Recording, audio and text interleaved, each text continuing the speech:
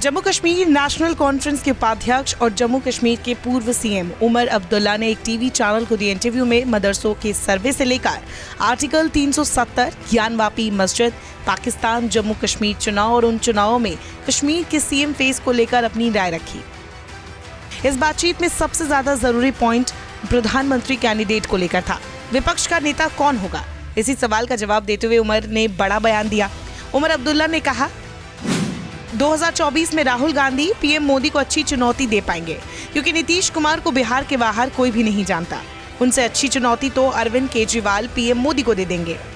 धारा 370 के मुद्दे को लेकर उमर अब्दुल्ला ने पूर्व कांग्रेस नेता गुलाम नबी आजाद पर जमकर निशाना साधा। उन्होंने कहा, हम किसी को सपने नहीं दिखाते हैं, पहले वो तय करे कि कौन किसको सपने दिखा रहा है। हमें हुकूमत पर भरोसा नहीं है। शायद कांग्रेस भी 370 नहीं वापस करेगी, लेकिन हम अपनी लड़ाई सुप्रीम कोर्ट में लड़ते रहेंगे। बता दें, साल 2021 में भी गुलाम नबी आजाद और उमर अब्दुल्ला की 370 को लेकर जुबानी जंग हुई थी। तब आजाद ने कहा था कि अब लोगों को 370 छोड़कर चुनाव, नौकरी, भूमि अधिकार की मांग करनी चाहिए। इसी पर अब्दुल्ला ने तब भी आजाद को घेरा था। वही अभी की बात करें तो बीते दिनों आजाद ने कहा था कि उन्हें लगता है कि इस मुद्दे पर अभी काफी समय तक कोई हल नहीं निकल सकता, क्योंकि कोई भी प्रस्ताव पास करने के लिए संसद में 2/3 वोट या फिर सुप्रीम कोर्ट, 2 ही रास्ते हैं। ऐसे में वो झूठे सपने नहीं दिखाएंगे। इसी बात को लेकर कांग्रेस भी आजाद से नाराज है। पूछा जा रहा है कि जब कांग्रेस में थे तो वो जानते थे कि अगर मोदी सरकार की जगह कोई और सरकार आती है तो वो नई सरकार कुछ या सभी कदमों को उलट सकती है। फिर आजाद ने ऐसा क्यों कहा कि 370 को बहाल करने का वादा करने वाला राजनीतिक दल लोगों से झूठ बोल रहा है। उमर अब्दुल्ला पर वापस लौटे तो उन्होंने 370 पर बात करते हुए सुप्रीम कोर्ट और सरकार को भी आड़े हाथों लिया। उन्होंने कहा कि सरकार कब तक सुप्रीम कोर्ट के पीछे छुपेगी, सरकार हमसे डर रही है।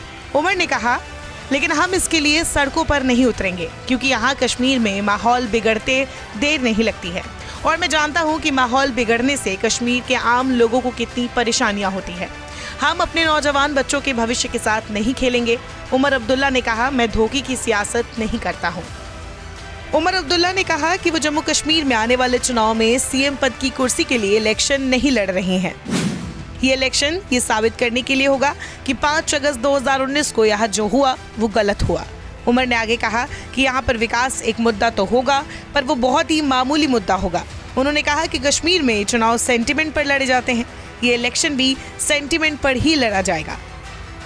इस बातचीत के दौरान उमर ने इलेक्शन में गठबंधन पर भी बात की। उन्होंने बताया कि फैसला सर्वसम्मति से लिया गया है। एक मीटिंग हुई थी, चुनाव अलग अलग लड़ना चाहिए।